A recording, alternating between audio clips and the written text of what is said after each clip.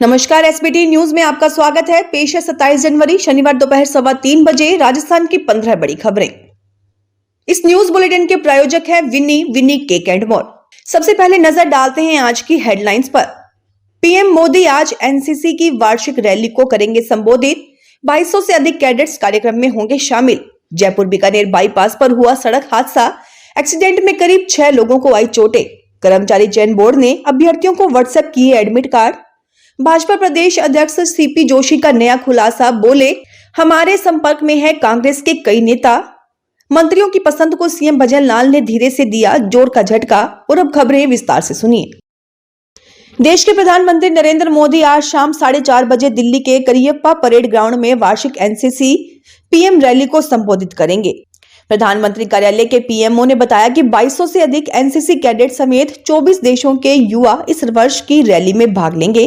Rally में अमृत काल की एनसीसी थीम पर आधारित सांस्कृतिक कार्यक्रमों का आयोजन भी होगा। इसमें युवा पीढ़ी के अमूल्य योगदान के साथ महिला सशक्तिकरण को प्रदर्शित किया जाएगा। पीएमओ के अनुसार वाइब्रेंट गांवों के 400 से अधिक सरपंच और देश के विभिन्न भागों के स्वयं सहायता समूहों से जुड़ी 100 से अधिक महिलाएं भी बतौर विशिष्ट अतिथि के रूप में भाग लेंगी। गणतंत्र दिवस पर इस वर्ष कुल 2274 कैडेट दिल्ली में एनसीसी गणतंत्र दिवस शिविर का हिस्सा हैं। सीकर शहर के जयपुर बीकानेर बाईपास पर आज सुबह करीब 9:30 बजे जयपुर से लाडनू की ओर जा रही लोक परिवहन की बस एक दूध से भरे टेम्पो को बचाने के चक्कर में अनियंत्रित होकर पेड़ से टकराई। हादसे में बस में सवार 3-4 लोगों को चोटें आई हैं, जिन्हें एम्बुलेंस की सहायता से अस्पताल में इलाज के लिए भेजा गया। वहीं करीब 5 लोगों को मामूली चोटें लगी। हादसे की सूचना मिलने पर सदर थाना पुलिस भी मौके पर पहुंची। वहीं हादसे की जानकारी मिलने पर जिला कलेक्टर उमर अल जमान चौधरी भी घटनास्थल पर पहुंचे। राजस्थान कर्मचारी चयन बोर्ड ने नर्स, महिला स्वास्थ्य कार्यकर्ता भर्ती और कृषि पर्यवेक्षक सीधी भर्ती परीक्षा के अभ्यर्थियों के एडमिट कार्ड जारी कर दिए हैं। बोर्ड द्वारा पहली बार अभ्यर्थियों को व्हाट्सएप के जरिए भी एडमिट कार्ड भेजे जा रहे हैं। ऐसे में जिन अभ्यर्थियों ने बोर्ड में रजिस्टर्ड मोबाइल नंबर पर व्हाट्सएप शुरू नहीं कर रखा है, वह बोर्ड की आधिकारिक वेबसाइट पर जाकर एडमिट कार्ड डाउनलोड कर सकते हैं। कर्मचारी चयन बोर्ड द्वारा भर्ती परीक्षा से पहले अभ्यर्थियों के लिए गाइडलाइन भी जारी की गई है, जिसके तहत अभ्यर्थियों को भर्ती परीक्षा शुरू होने से 1.5 घंटे पहले केंद्र पर पहुंचना जरूरी होगा। वहीं परीक्षा से ठीक 1 घंटा पहले अभ्यर्थियों के प्रवेश को बंद कर दिया जाएगा। राजस्थान भाजपा प्रदेश अध्यक्ष सीपी जोशी के एक बयान ने राजस्थान की राजनीति को गरमा दिया। इस बयान को सुनने के बाद कांग्रेस के आला कमान चौकन्ना हो गए, एक दूसरे को शक की निगाह से देखने लगे। सीपी जोशी ने आज भाजपा कार्यालय पहुंचने के बाद कहा कि विधानसभा चुनाव 2023 से पहले भी कई नेता भाजपा में शामिल हुए थे। अब भी कांग्रेस के कई नेता हमारे संपर्क में हैं। भाजपा में आज मीडिया और सोशल विभाग की कार्यशाला हो रही है। इस कार्यशाला में मुख्यमंत्री भजनलाल शर्मा, प्रदेश अध्यक्ष सीपी जोशी, कैबिनेट मंत्री राज्यवर्धन सिंह सहित कई नेता और कार्यकर्ता हिस्सा लेंगे। इस कार्यक्रम के लिए राष्ट्रीय प्रवक्ता सुधांशु त्रिवेदी भी पहुंचे हैं। इस अवसर पर राष्ट्रीय प्रवक्ता सुधांशु त्रिवेदी ने बिहार में चल रहे सियासी घमासान को लेकर कहा कि राहुल गांधी पिछली बार जब यात्रा पर निकले तो देश में 3 हिंदी राज्यों से कांग्रेस की सरकार चली गई। अब उन्होंने फिर से अपनी यात्रा शुरू की है तो इंडिया गठबंधन से तृणमूल कांग्रेस और आप पार्टी ने दूरी बना ली है। इसके लिए यही कहूंगा कि देखिए जमाने की यारी, बिछड़े सभी बारी बारी। राजस्थान में मंत्रियों को विभाग आवंटित किए हुए 1 महीने का समय हो गया है, लेकिन मंत्रियों के अभी तक पूरा स्टाफ तन नहीं लग पाया है। चर्चा है कि सीएम भजनलाल ने मंत्रियों की सिफारिश अस्वीकार कर दी है। मंत्रियों ने पसंद के पीए और पीएस की तैनाती को लेकर सिफारिश की थी। ये ऐसे अफसर और कर्मचारी थे जो मंत्री के स्टाफ के रूप में जमे थे। नई सरकार में भी अपनी पोस्टिंग मंत्रियों के साथ चाहते थे।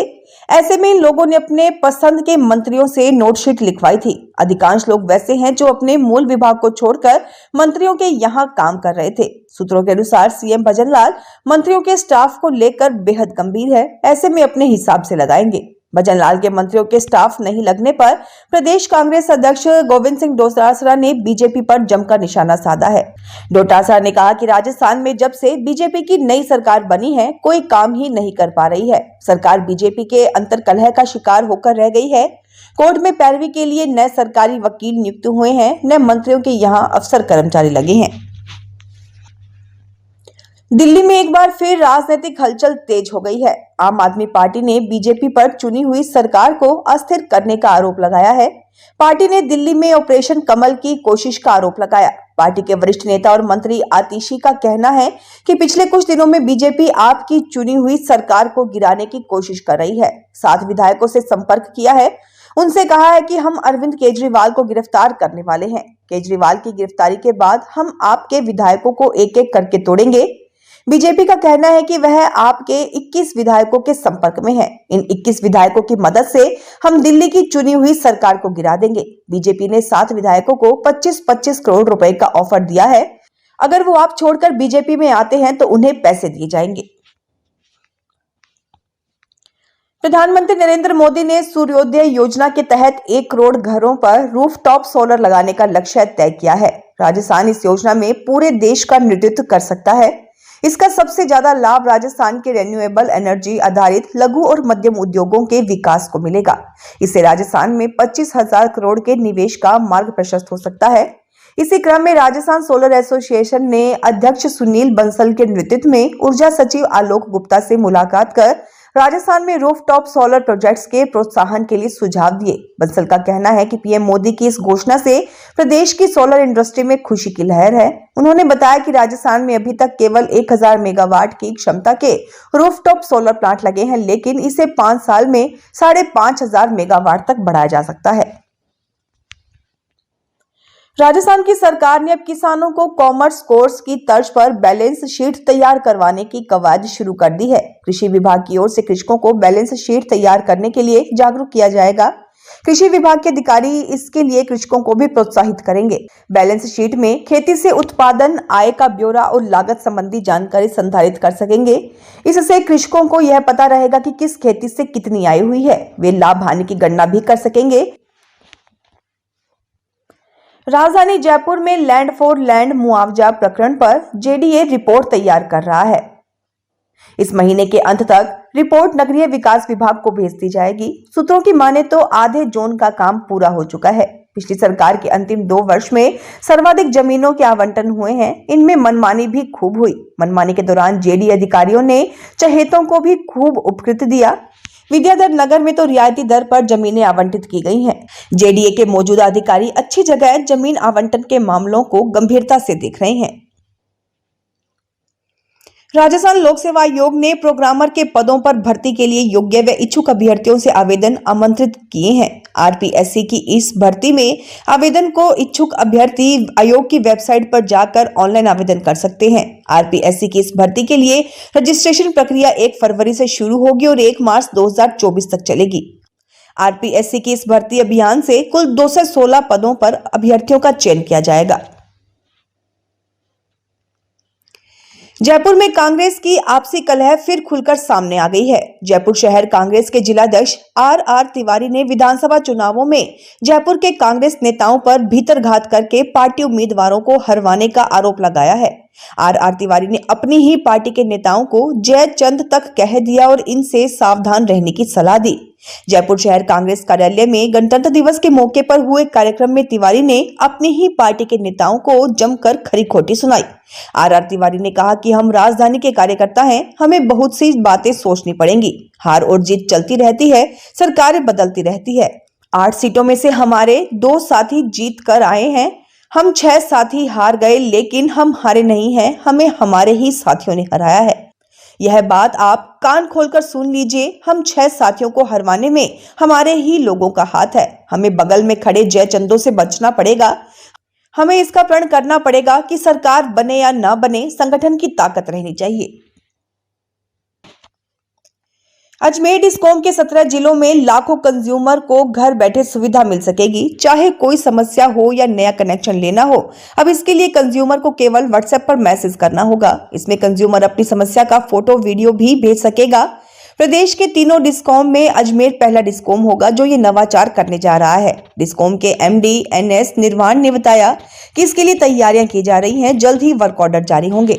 बता दें कि अजमेर डिस्कॉम में 13 जिले हैं, जिसमें अजमेर के अलावा नागौर, चित्तौड़गढ़, सीकर, उदयपुर, झुंझुनू, भीलवाड़ा, राजसमंद, बांसवाड़ा, डूंगरपुर, प्रतापगढ़, ब्यावर और केकड़ी, डीडवाना, कुचामन सिटी, नीमका थाना, सलूमपुर, शाहपुर जिले आते हैं। राजस्थान के हजारों अभ्यर्थियों के लिए एक अच्छी खबर है। कार्मिक विभाग ने राजस्थान लोक सेवा आयोग को प्राध्यापक और प्रोग्रामर भर्ती की अभ्यर्थना भेजी है। सचिव रामनिवास मेहता ने बताया कि संस्कृत शिक्षा विभाग के प्राध्यापक विद्यालय के 8 विषयों के लिए 52 पद और सूचना प्रौद्योगिकी एवं संचार विभाग में प्रोग्रामर के 216 पदों पर भर्ती की अभ्यर्थना मिली है। आयोग ने इसकी अधिसूचना जारी कर दी है। अभ्यर्थियों को 1 टाइम रजिस्ट्रेशन कराना होगा। डूंगरपुर जिला परिषद के मुख्य कार्यकारी अधिकारी गीतेश श्री मालवीय ने पंचायत समिति झोंथरी का औचक निरीक्षण किया। निरीक्षण के दौरान पंचायत समिति झोंथरी के उपस्थिति पंचिका का अवलोकन किया गया। उपस्थिति पंचिका के अवलोकन पर पाया गया कि 15 कार्मिकों के अनुपस्थित होने पर विकास अधिकारी पंचायत समिति झोंथरी को 17 CCA अंतर्गत नोटिस जारी करने के निर्देश दिए। निरीक्षण में पंचायत समिति में shadow cash book, muster roll tracking register, muster roll issue register, सामग्री मद व्यय कंट्रोल रजिस्टर संधारित नहीं होना पाया गया। राजस्थान सरकार ने ऊंट पालन पर ध्यान नहीं दिया तो प्रदेश के पर्यटन के साथ ही देश की सुरक्षा में अहम भूमिका निभाने वाले ऊंट गायब हो जाएंगे। पर्यटन के साथ देश के सीमावर्ती रेगिस्तान क्षेत्रों में पेट्रोलिंग के काम आने वाले ऊंटों का पोषण करना अब ऊंट पालकों पर भारी पड़ने लगा है। ऊंट पालकों का कहना है कि जैसलमेर सहित प्रदेश के कई सीमावर्ती जिलों में पर्यटकों से होने वाली आय में ऊंटों का भी प्रमुख रूप से योगदान रहता है। विशेषकर विदेशी सैलानियों के लिए ऊंट की सवारी करना उनका पसंदीदा शौक रहा है। बीकानेर कृषि विश्वविद्यालय के पशुपालन वैज्ञानिक डॉक्टर शंकर लाल ने बताया कि ऊंट का राजस्थान की जैविक विविधता में महत्वपूर्ण योगदान है। यह पर्यटन बढ़ाने के साथ ही देश की दुनिया में भी अपनी अहम भूमिका निभाता है। इसके लिए ठोस कदम उठाने होंगे। ऊंट के जन्म पर पर्याप्त मात्रा में प्रोत्साहन राशि मिले तो बेहतर रहेगा। फिलहाल इस बुलेटिन में इतना ही। फिर हाजिर होंगे और बड़ी खबरों के साथ।